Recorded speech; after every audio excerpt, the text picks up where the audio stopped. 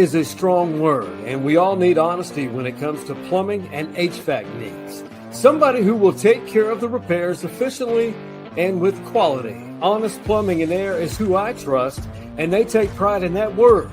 Honest Plumbing and Air, where a handshake still means something. Hey, they said we was too young. They said Oklahoma should have a team. But guess what? We the fucking champ.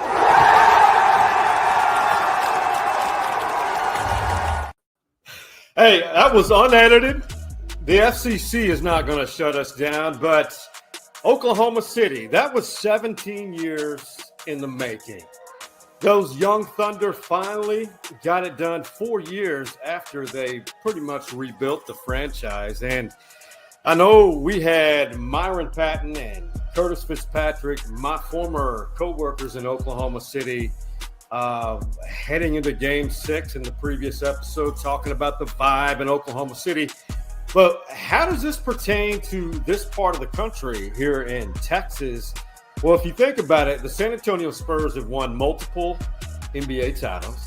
Houston back-to-back in the mid-90s, the Mavericks recently, and the Thunder finally, in this short lifespan of the Thunder after moving from Seattle, they've won one. So this region of the country, you've got 4, 6, 7, now 8 NBA championships. It's very impressive. And we're about to have a guest to talk about what the vibe was like in OKC. Over 500,000 people showing up to celebrate the Thunder's first NBA championship. And before we get going, in case you don't know who this bald guy is, I'm Sean Clinch. Follow me on Twitter personally, or it's at Stories Man Cave on X, Twitter, and also be sure to follow each of our social media platforms. And of course, subscribe to YouTube. It is free, and that's always a great thing to have right now because there's very few things in life which are free. Thunder winning an NBA championship in the vibe in that beautiful city. Let's talk about it.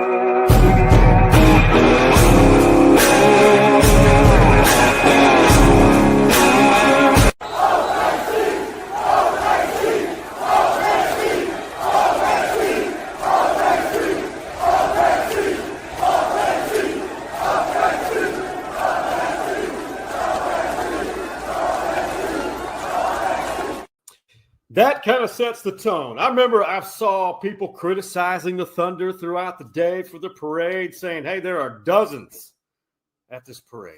Well, when you're at 10 o'clock in the morning, who's not working?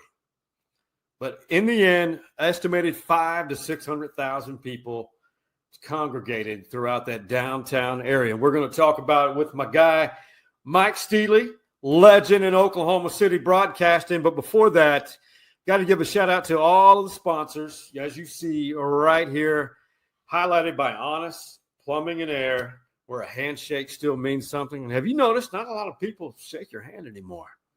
I don't know why that is, and I'm not going to worry about why, but hey, me and Mike Steely, we still shake hands because we're old school like that. Let's bring them in.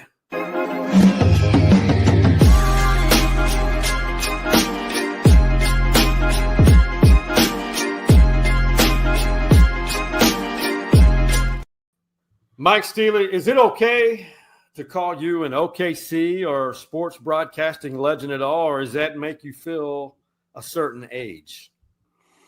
Well, I always feel a certain age at this age, almost 62. But, yeah, you can go with that. Why not? Why not? Go ahead. Yes. It may be a little bit uncomfortable, but you can go ahead, Clincher. We go back a long time. Yes, we do. And to give a little background, I arrived in, I think, OKC, Fox 25, I think December of 06 or January 07. Mike Steely was a predecessor. He was preparing the sports area for my arrival with Myron and Curtis and, Liam McHugh, who once worked there. That's right, yes. And a guy named Zach Klein, who's now big-time sports director in Atlanta. I got tired of dressing up every day, Sean. I didn't like putting on a coat and a tie and makeup and hairspray. I said, I've had enough of this. Just leave me on the radio. I don't want to do TV. And that's seriously, because like I told you, we were talking before I came on, this is kind of like formal attire for me right here. Usually it's a hoodie and everything else. It's a lot more fun not having to worry about dressing up every day. I agree. And, you never know. It leaves a mystery to the imagination when you're doing this, if we are wearing pants or anything. Well, most of the time, especially in the summer, we were wearing shorts, of course. You know how that works. But I did wear some form of pants on every show. I can promise you that. Well, you know what? I'm very impressed, because there are moments in that job, in that industry, where sometimes you may wear pants and there may be flip-flops. You never know. Oh, yeah. Well, and in the Oklahoma City market, you know how it goes. Hey, guys, there's a cumulus cloud over there. That means weather's going to need all your time. You guys have 30 seconds to recap everything, and then we're going to weather, all right? I mean, that's the weather people in Oklahoma City. And look, this is National Weather Service, so many severe storms here all the time. But the weather people become the megastars. We just lost a legend here, Gary England. God rest his soul. The weather people are the superstars here. And I felt like I was relegated to the bench all the time. So I said, I'm out of here. Plus, you're making me dress up every day. Steely, I feel your pain. And, hey, rest in peace to the weather meteorological legend, Gary England. I will never forget the saying. There were so many of them. Hey, it's Friday night in the big town. Yep. Love it. Hey, I've been very impressed since I left OKC that you've embraced Twitter. And here's one of your tweets yesterday. A lot of your last line, proud to be an Oklahoman today, kind of I saw it, and because I was working briefly, I saw a lot on social media in between, because I couldn't just sit and watch, because I have a full-time job and that I have to pay attention to. And what I saw was something indescribable, in my opinion. Yeah, and I'm not usually prone to a lot of hyperbole, and you referenced in the tease that people were saying, "Oh, Oklahoma City's got tens of people, at this parade. It's unbelievable." First of all, these are the attention-seeking clowns on social media sending out a picture of the buses, which are, basically going to the parade route. There was nobody really in that area unless they were walking to the parade route. But what are they going for? Clicks, likes, retweets, all that. So you get people, and Oklahoma City is not a very well-liked team by the rest of the league right now. So haters. People jump on that, and they absolutely think it's real, and it was total BS. It was a great crowd, considering Oklahoma City has a metropolitan area of about 1.5 million people. It was a tremendous turnout, particularly where they finished at Scissortail Park. Oh, it was crazy, absolutely crazy there. Chills when I saw that crowd, and obviously that piece of video, the OKC chant. I mean, Thunder blew for hundreds of yards. It was just I've never, I haven't been back since they completed Scissortail Park, but I love this tweet because there's an epic photo showing where the bombing of, if people are not familiar with it, the walls, the time before the bombing and the time after the bombing at the Murrah Federal Building. It's touching, it's moving. And that is what OKC has been known for, unfortunately, but it will be a permanent moment in time that OKC really was affected by. And then the Thunder players, it was just, you just need to go see the photo. And I unfortunately, I don't have it in this podcast, but if you can, and talk about and briefly when you see that, what happened yesterday, to what the city, that imagery from what happened at that bombing. Well, April of 1995 was just a total disaster for the country, the largest act of domestic terrorism ever. I had people that I knew at the Murrah building. Yeah. I had a loan at the Murrah building. I had times where I went to the Murrah building and paid my car loan there. Oh my In God. fact, how about this story? 100% true. So I'm trying to remember if it was what day of the week it was. Anyway, I know the date, obviously, but I remember that night I was in between jobs. So I was doing the morning sports at KTOK radio at the time. So I was getting up way early. And I was also doing sales in the afternoon to make a few extra bucks. So I called my program director and I called my sales manager. And I was having horrible stomach issues, horrible. And we've all been there. God. So I called him and said, man, this is, I called him at like 2 a.m. I called him at like 2 a.m. the evening before the bombing. And I told my sales manager, I knew that we had an 8 o'clock, and I did the sports casts were over by 8 a.m. And then, or 8:30 a.m. And that's when we had our sales meeting. So I called and said, man, I'm sorry. And I hate this is late notice, but I'm just not going to be there. I had to call the other sports guy and say, I'm sorry for the late notice. I can't be there. So I finally get settled down. I think I went to bed, finally got to sleep about 4 a.m. I remember distinctly, and I think I kind of slept through it about 5 minutes. And I was in an apartment at the time, about 10 miles northwest of the Murrah building in downtown Oklahoma City. And I remember hearing this, and I thought, what the heck was that? And then it kind of got quiet. And I woke up about 10 minutes later. And I thought, what the heck is going on? And I turned on the TV and all the live shots. I don't know why I had it on CNN, but I turned it on and they're doing a live shot from Oklahoma City. Oh my God. And I was going to, after the sales meeting, going to the Murrah building to pay my car payment that day. I kid you not. Now, look, our sales meeting was usually 30 minutes. It was about 15 minutes from the radio station to get to the Murrah building, get parked and get into the building and go upstairs and pay the payment. But sometimes the sales meeting might go 10 minutes. Sometimes it might go 15 minutes. I would say there was probably really maybe a 15, 20% chance I would have been in the building. But I was going to the building. That's where I was headed right after our sales meeting. And you never know. For me, it was the best upset stomach I ever had, because I don't know if I would have been there or not. Probably not, but you never know, But, talking about what you're talking about, for that parade route to go past the bombing memorial, that iconic photo of Shea and the players with, the writing on the monument wall there is just a great photograph.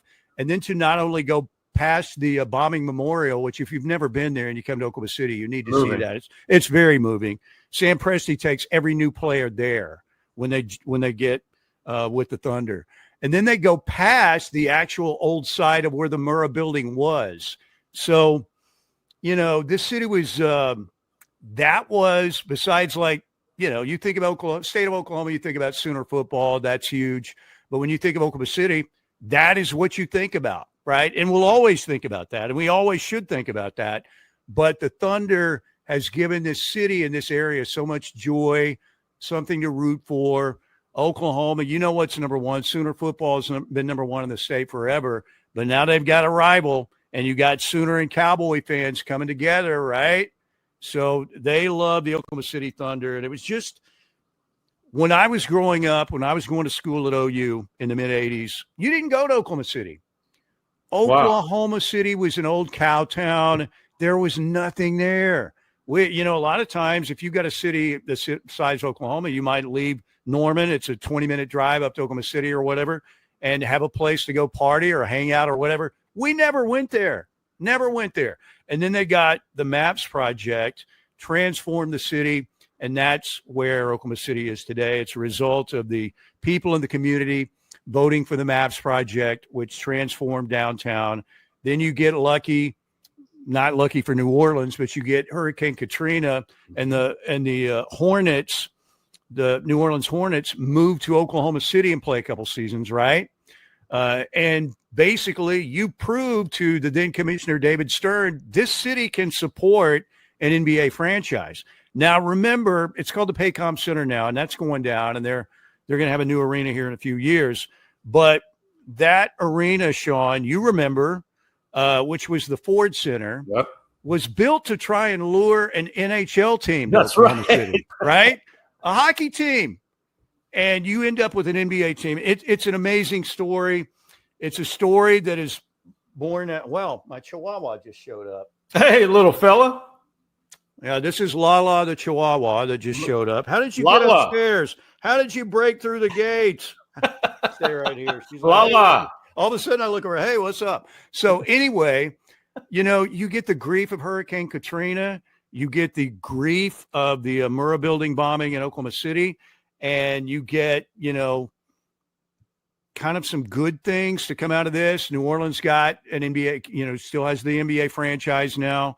And Oklahoma City gets an NBA franchise. But it's a remarkable transformation and really a remarkable story how far the city has come. No, I think it's beautiful. And I think a lot can be made of that MAPS project because, when I arrived, it was still in the midst of the Renaissance, the change. And it was I enjoyed it. I loved Oklahoma City. I loved it my time there. It changed every year I was there. And then obviously with the ascension of the Thunder, there was more investment. There was more interest. There was more people giving a chance. Because I will be honest, growing up here in Austin, I don't know why. Grew up hating Oklahoma. I didn't know why. For the rivalry. Amazing. But I thought the universe, God, whatever, had a joke. We're going to put you in Oklahoma City one day. And little did I know. I stayed 6 years, loved it, made great friends like you and great connections and fell in love with a basketball franchise. I kind of held the fandom down a little bit because I was in the media, but fell in love with it. And to this day, that what happened Sunday was surreal.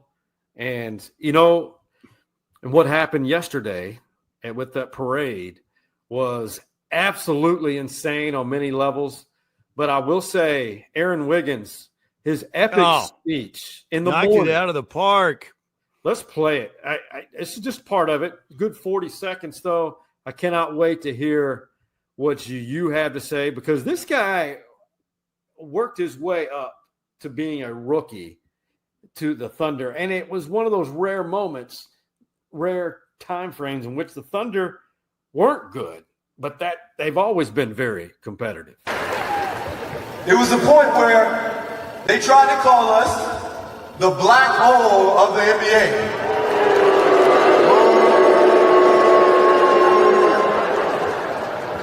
But 4 years later, when they mention the Thunder organization, when they mention Clay Bennett, when they mention Sam Presti, when they mention Rob Stagner, and every single one of you in this arena, they gotta mention you as NBA.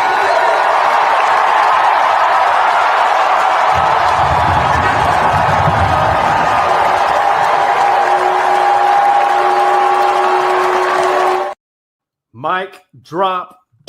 OKC identity has completely changed because of this. Who knew that Aaron Wiggins not only saved basketball, but was the Thunder's real hype man behind the scenes? But I saw, some good tweets yesterday, and one of them was The Rock holding the mic, Aaron Wiggins on the mic, and he was great. And it was really the whole day from the Paycom Center where they had the ceremony first before they hit the parade route. It was just great. It was, and not only when you see those guys out there on the parade route, they start out on the buses and they're waving to everybody. It's typical parade stuff. Almost every one of those guys, I think every player got off the top of the bus and went out to interact with the fans, letting them touch the Larry O'Brien trophy, high-fiving them, taking pictures with them. It was great. It was absolutely great. And one of my favorite videos was the group of Thunder fans as Mark Daigneault, the head coach, is coming by. He is still up on top of the bus at the time, but they've got a Michelob Ultra, like tall boy. As he comes by, and then they toss him a beer, and he catches it, and then he pops the top down, takes a big swig of it, and he's like, "Hey, thanks a lot." And they're just going insane. I mean, it was just a great day. It really was a great day for Thunder fans. You know what it was? Because we hear of all of these celebrations, and I was hoping it wouldn't happen in other cities, and you have gunshots, crime, looting, in some places. That did not happen in OKC, to my knowledge. You had one minor shooting the night after they won the NBA championship, which was completely unrelated to the crowd and everything. And there was like a minor injury, but you know what Oklahomans they're all about. They've got great core values. Every state or every city has some bad apples here and there, but everybody, they were well behaved, and it didn't surprise me one bit. It did. I took a lot of pride in what I saw, and I thought it was beautiful for the sport, and it was beautiful for the game. And the one of the sites that you mentioned, I think with the players near the bombing memorial with that in the background was an epic photo, very iconic. That's going to win some awards, I would think. It was, and it will. But I thought this one right here, this little piece of video, it just kind of signified everything and the first major championship brought to Oklahoma City.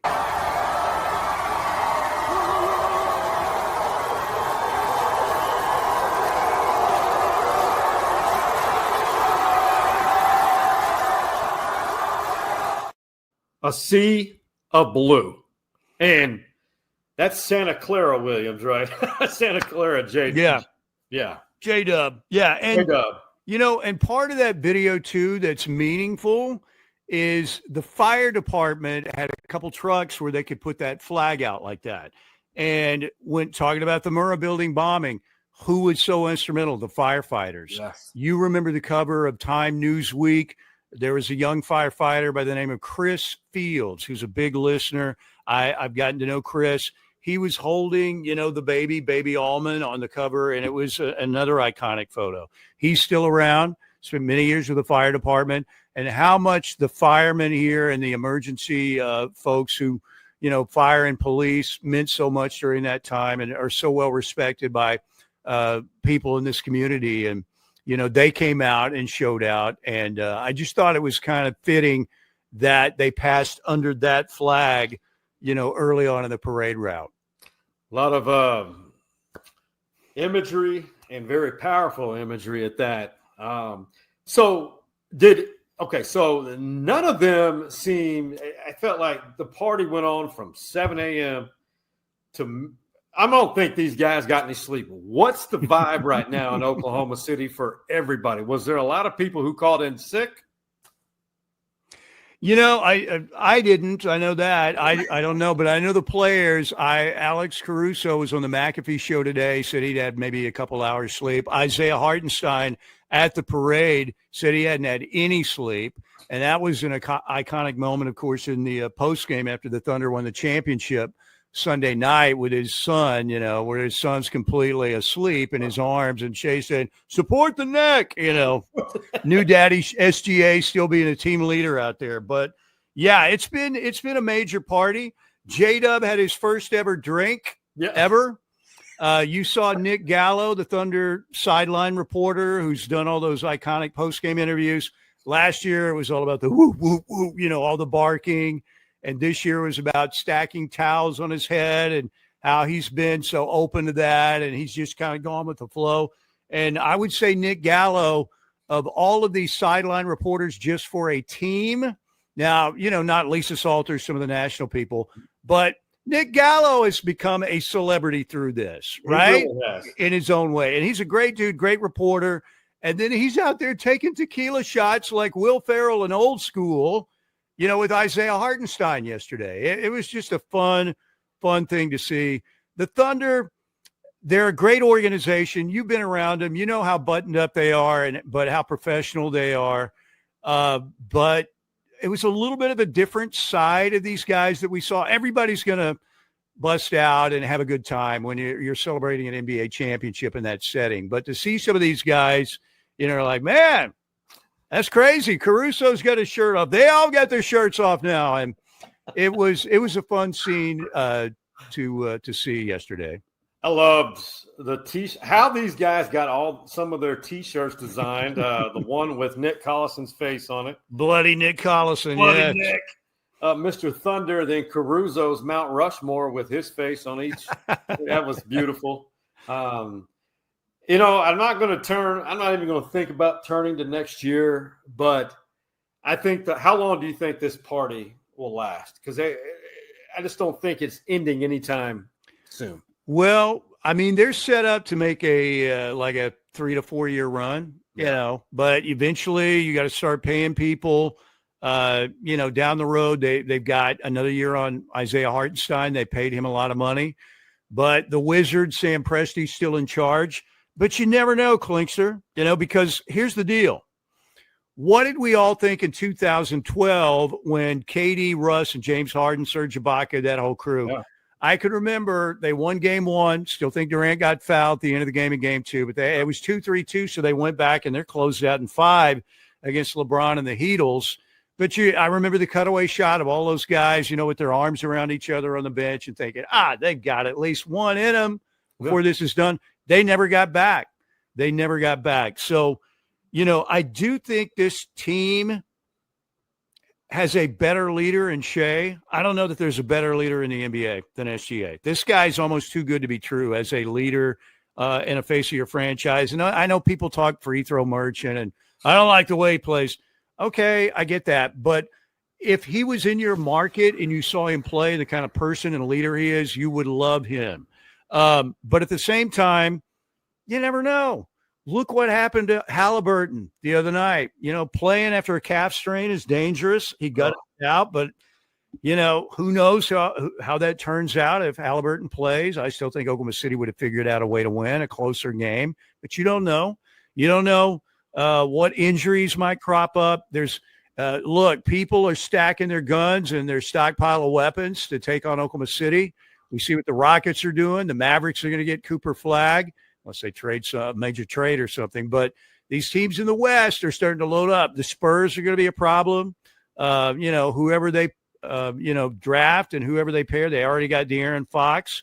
Who knows what other trades could be made? So celebrate this one. I think I'd be surprised if during this run they didn't win one more, but you just don't know. You never know what's going to happen. It's so hard. Literally, I know I sound like Tom Herman. Winning is hard, but winning an NBA title, I do not like Tom Herman, but he's right. He's right. It is so much more difficult now to become a, quote, dynasty in the NBA with the new CBA and then the salary cap, because most markets, I would venture to say most, maybe a third or a half, they're not going to want, they're trying to avoid the luxury tax. And OKC is not going to be one of those franchises that's going to be in that luxury tax mode. That's just my opinion. I may be wrong, but there's nothing wrong with that. It just shows that anybody can win this thing in the NBA. Yeah, and what I like is are the super teams completely dead? Probably not, but they're on life support a little bit in the league right now. And that July 4th, when Kevin Durant left for Golden State, Oklahoma City was devastated. I mean, absolutely devastated. On my birthday. Yeah, can you believe that? That's crazy. But I do think as long as the Thunder has Sam Presti, they're in good shape. And yes. Mark Daigneault, we all kind of thought, G League coach, most people, if you're hardcore NBA fans, you've seen the picture with him and Alex Caruso together as coach and player for the Thunder's G League team. Then they reunite, obviously, and win an NBA championship. But, Mark Daigneault also, think about this. We were thinking through the rebuild. Well, Presti's got his guy Daigneault, and, they're going to go through the rebuild and, the tanking. And then once they get serious again, maybe Daigneault, they replace him with a veteran head coach. No, they got a great coach. Daigneault is perfect for the Thunder. He really is. He and Sam Presti are aligned step by step. He's the perfect coach for Oklahoma City. And it's just going to be interesting to see how it unfolds. But, Can we get more teams that are competitive in the East? I mean, look, the Pacers made a great run, but it's like the West is like the heavyweight division back in the Ollie Frazier days. Every fight's a tough one. There aren't any tomato cans out there hardly.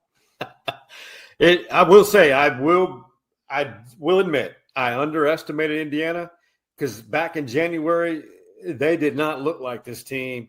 And they started 6-16 to the season. That's a good club. They gel. Yeah, they are. Halliburton, I hated seeing that. I really did. So to all of you, if you're watching this or listening to this in Indianapolis or anywhere in Indiana, your future is golden, I think. Yeah. They're Pacers will great fan base. They've got a solid team. Like I said, who knows? You know, I also don't buy the people. Well, the only reason the Thunder won is Hallie went down, period. You know, the Twitter trolls. And I get it. If you're a Pacer fan, I'm sick about that. I'm sick because I wonder what, you know, he knocked down 3 threes, boom, boom, boom, early in that game. And I'm telling you, as a Thunder fan, you try and be impartial, but who am I rooting for? I'm thinking, you know, you don't know how it would have turned out, but, you know, I would have liked to have seen how it would have turned out because I knew immediately. First of all, you feel horrible for the kid, absolutely horrible, because he's had a magical Harry Potter type run in these playoffs as the wizard, you know, making all these incredible shots. Thunder fans know heartache. Losing Russell that year in 2013 and then 2016 or 2016 up 3-1 on the Warriors. Klay Thompson, game 6. Klay Thompson, game 6. Oh, God. So, but Carson Cunningham tweeted something to all those people calling out the Thunder because Halliburton went down. He made there's a long list of teams in which the Golden State Warriors played faced in the playoffs during their dynastic run. Several times, those key players for their opposition were hurt. I mean, it's part of the game, unfortunately. You know, for a game 7, it was horrible. But we knew that he had a major calf strain. And one of the things that is, you know, very much in doubt when you have a calf strain leads to what happened if you try and play through it, right? Yeah, to an Achilles injury. And the minute he went down and you saw him screaming and in tears, pounding on the floor, you thought, that's it. He's not coming back. And it was a bad deal on what was a pretty good NBA Finals, I thought, particularly for these lowly, small market teams. We're going to talk about something related to that in the second segment, which is incredibly short. But before we go to break, Steely, I want you to be part of something traditional and legendary.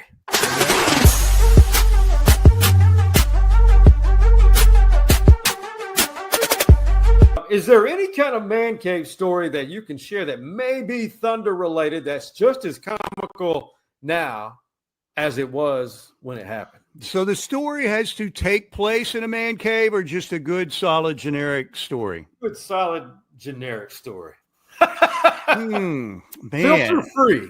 Let me think of one right off the bat.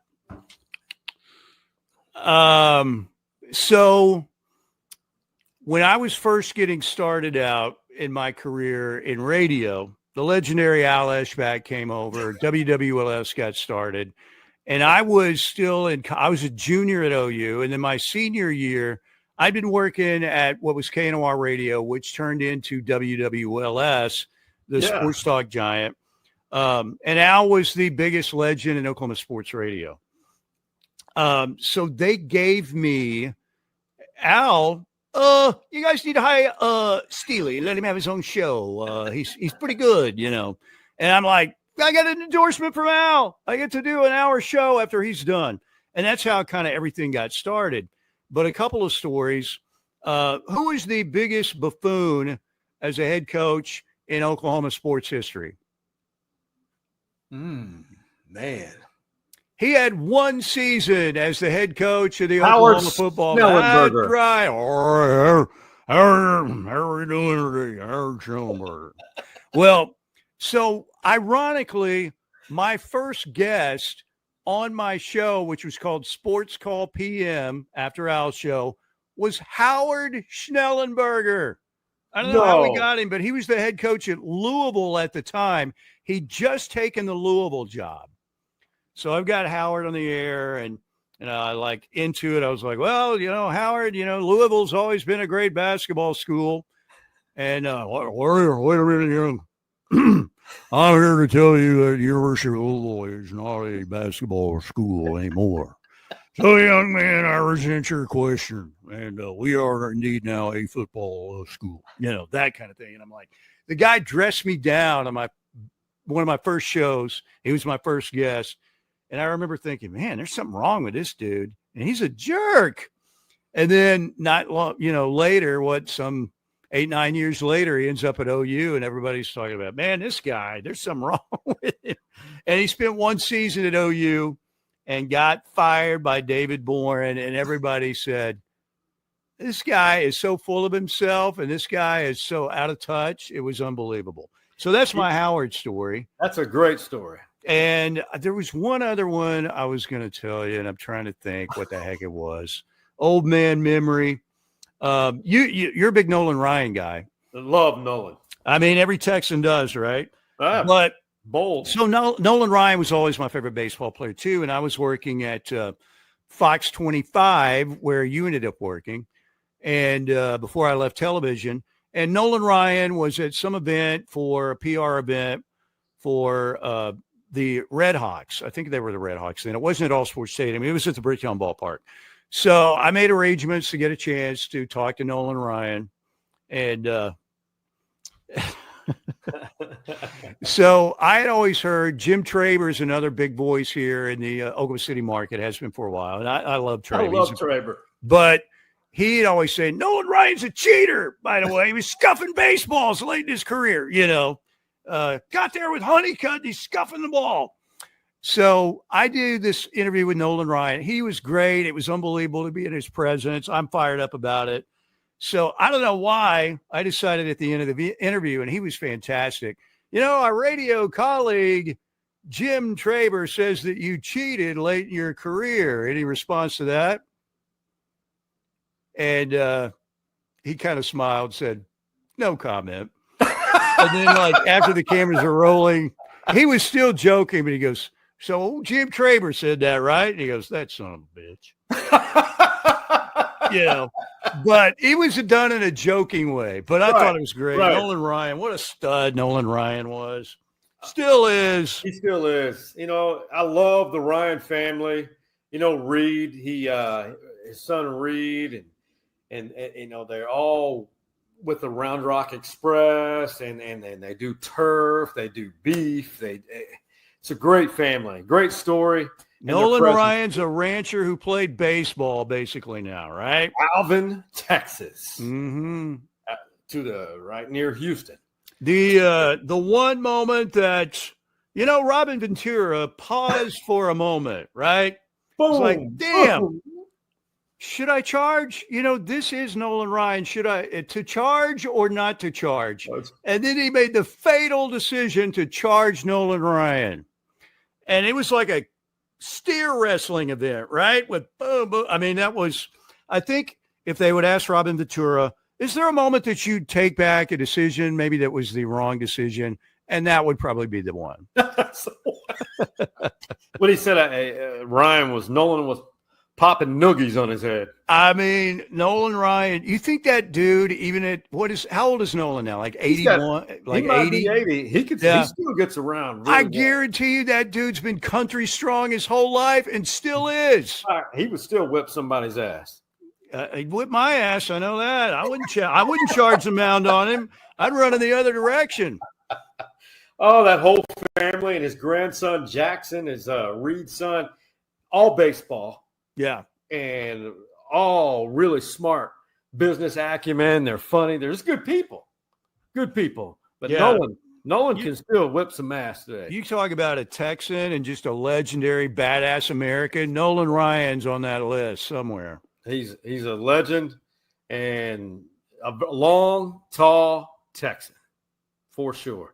Hey, we're going to take a quick break. We're going to hear about our guys at Jim Saxton State Farm. When we come back, we're going to talk about beer consumption or lack thereof. Man, the Thunder, man, they're not big fans of drinking beer, Steely. I'll see you on the other side.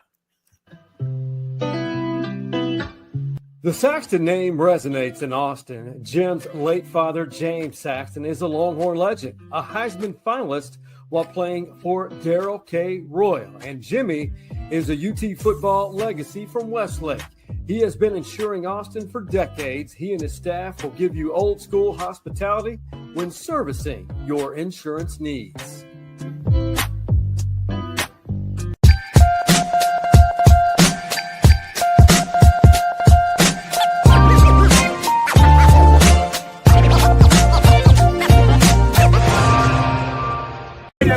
To the best on the team. I had a drink since February. Oh yeah, you love that. Yeah, careful, Jay. Little is not good. Where the tequila? So shout out to Michelob Ultra, sponsor of the Thunder. Or as Chet Holmgren called it, I got these Michelob glasses here. Michelob, I think he called it.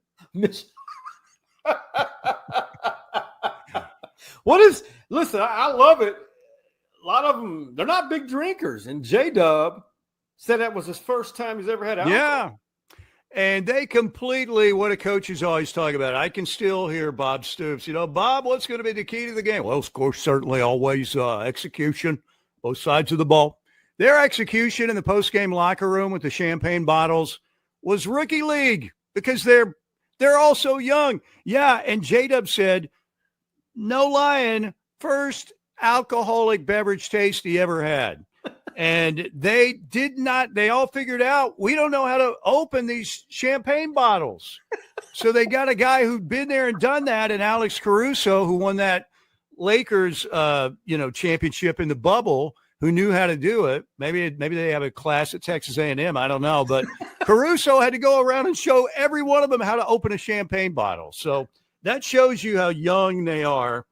And, man, it was crazy. It was just absolutely crazy. And thinking about they're all ready. And then if you look at the leftovers, I can guarantee you, myself, you, Sean, if we'd had a post-game locker room celebration for a championship like that with our pals, there wouldn't have been an empty beer cans everywhere. Dead soldiers, as we used to call them, right? And they left like 70% of the alcohol there. The whole criticism related to what you said, two small markets. Well, less people watch television these days, and I'm not making excuses, but Game 7, this had a lot to do with it because of the buildup, the drama. But check out these numbers. Over 19 million watched Game 7 at its peak. Yeah. So, you had 9-something, maybe 10 in Game 6. And then to make this leap, maybe it was because it's a Sunday night. I don't know. That we hadn't had a Game 7 in 9 years since the Golden State-Cleveland matchup. And, that's part of it. But you're right. It's the viewing experience is so different these days. But, we knew immediately before the series the numbers were going to be lower, probably because of the market size, right? But, I think they were pretty good numbers. We got a pretty good series as well. The only thing that sucks about it for Game 7 was Halliburton going down. Yes. That was the wah moment for a lot of people. But I think it was a fun series. And two fan bases who really love their teams. They don't have a lot of fair weather fans. But, I think we pretty much knew from the outset, Indy and Oklahoma City, two smaller markets. The numbers are not going to look great. But you're right. There are a lot of other ways to watch. I don't know how much they factor some of that in. But, Clint, you're not as old as me. But, I'm getting ready to turn 62. And commercial with what's Travis Kelce's brother's name? Oh, my gosh. What's his first name? Eagles. Jason, yeah. We're the one where he's trying to figure out all the streaming devices. Damn it, password. That's me. And they keep making it more difficult for us old people. You got to punch in a number to mirror it. 75 million passwords, or go scan your screen now. I'm like, scan what? How does that work? That doesn't sound legal to scan my screen. The old man. Now, some of the stuff I'm pretty well up to date on, and I think for my age I'm okay. But when it comes to the streaming services and where's ESPN, SEC Network Plus, damn it, and then, oh my God, and it takes you 45 minutes to find out, all right, now I've got to log into this and log out of that. And it's like, damn, this is like a freaking MIT equation here to get this game on. This is ridiculous.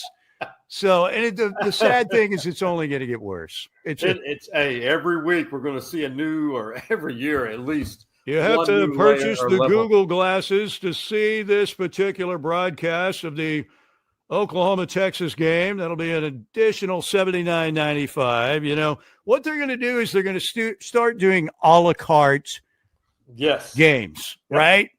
Like, hey, here's your season package now. You can also pick an a la carte now. Oklahoma-Texas, in 5 years, that's going to cost you $219, by the way, to watch Oklahoma-Texas or whatever. I can't, I'm a Rangers guy, and I can't see any of the games because I don't buy that app I'm not doing it. Not doing it. But that's where we are. Well, it's Shay, my wife, got what was great is she's a huge Baker Mayfield fan. So she's got Tampa Bay hoodies, T-shirts, peach, everything. And so she's a huge Tampa Bay fan, almost as big as a Thunder fan and a Sooner fan. But so I went into her, I went and asked her, this was 3 years ago when Baker first got there, hey, you want to get the NFL Sunday ticket? And she goes, already got it. How about that for a wife? She just decided we're doing it. You made it up. I mean, yeah, so she's camping out ready for every Tampa Bay Buccaneers game too. But yeah, for us olds, us senior citizens who've had our AARP cards for a while, the geriatrics versus technology is a very one-sided rivalry. It's kind of like Bedlam football. Yeah. I will say, you say that. I got an AARP, something in the mail from AARP yesterday. There you go. That's on that How many note, years? How many years? I'm guessing you're 42. I'll be 52 next month. What?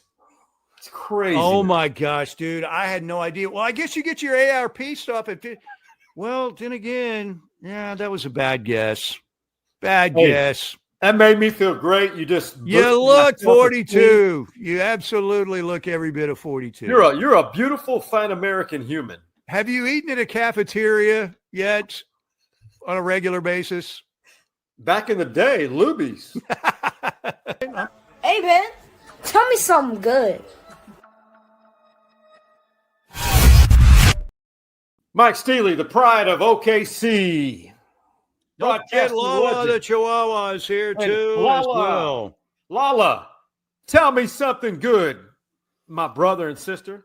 Well, I know you got a lot of Longhorns there, and believe it or not, Sooners and Longhorns need each other because they still have the best rivalry in college football.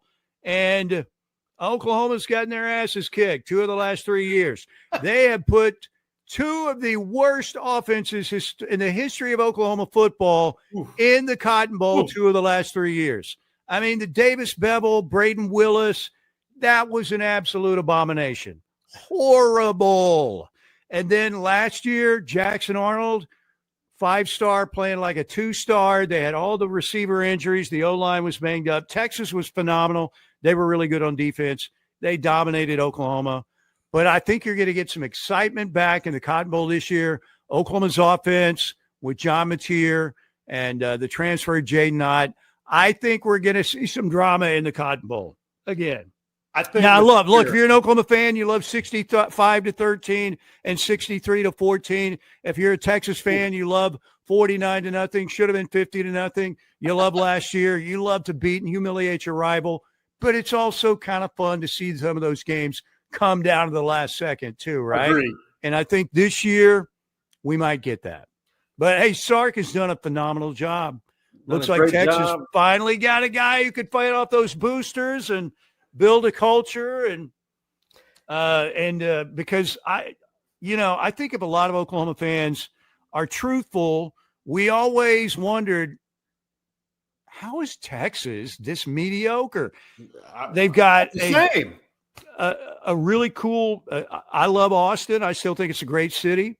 And all the resources in the world, alumni base, it's probably 5-6 times the size of Oklahoma's. A lot of money, tradition. And we always thought, I think Oklahoma fans, how can Texas be this mediocre or above average? Well, looks like they got things figured out in Austin right now. They got it figured out. They have a guy who really, shout out to Charlie Strong, Tom Herman, for taking that job when they did. It just was not a good fit for them. And then it wasn't, I'll say this, it wasn't so much them, it was providing for Charlie. He didn't have full support. He didn't have the budget. Leadership from the system down to the university was in a disarray. Like Mac Brown said, the BBs were scattered. Again, Tom Herman, interesting times. He won a little bit, but again, to your mediocre comment, it's true. But all those guys drafted recently were Tom Herman's recruits. But Sarkisian and that staff, they have got a firm grasp on this. Yeah, they do. And for him to be, and I'm going to say this on the record, to be a coach and manage this NIL era, you've got to be a strong leader to manage that. Hard to build a culture because the culture for a lot is just the cash, right? And that's what you look at A&M, right? In the last years of Jimbo, which should be a movie, by the way. Who would play Jimbo Fisher?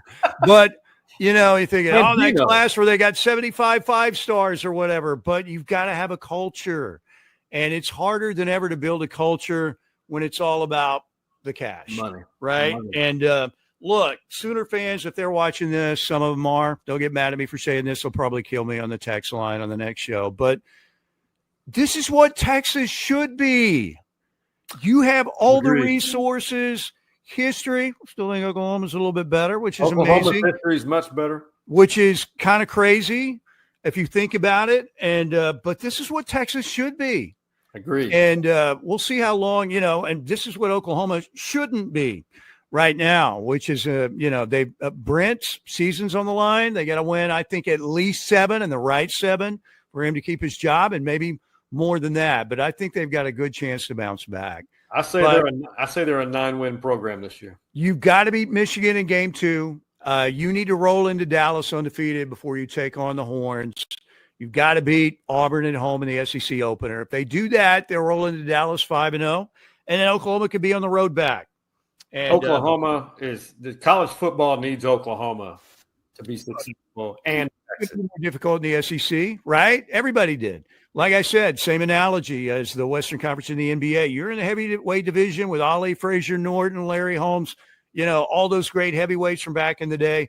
You knew that you weren't going to, go through the Big 12 and dominate like you did. You knew that you were going to take a lot of punches. You just had to punch back. So far, they haven't punched back. And it's Oklahoma football. I think they'll get back on the right track. But look, you're never going to dominate the way you used to in the Big 12. Just not going to. Texas and Oklahoma should be in the top 10 every year. And what they're doing now is unreal here in Austin. And transition from Texas was, you talk about a smooth ride. Pretty smooth. OU came down in a broken down Ford Pinto, It's like, geez, ridiculous. And you can talk about injuries or whatever, but, and Lincoln Riley's departure messed up a lot of things. And I didn't like his culture. And, they've been playing catch up ever since. I think they're starting to get caught up, though. I agree. Steely, brother, it's good seeing you. I hope to be up there before the summer is over. And this has been fun. Maybe one day before we retire, we'll have our own regular show together. I'm trying to go 2 more years, maybe something like that. And the old man's going to go out and go fishing and try and play really bad golf. It's going to be hard since I can hit my driver about 150 yards now. But hey, I haven't gone to the seniors tees yet, but I'm heading in that direction. Head to the ladies tee. If there's nobody in the course, I will go to the ladies tees. That's how bad it is. I love it. Hey, Steely, whenever you can talk about the world champion Oklahoma City Thunder. There you go. I like it.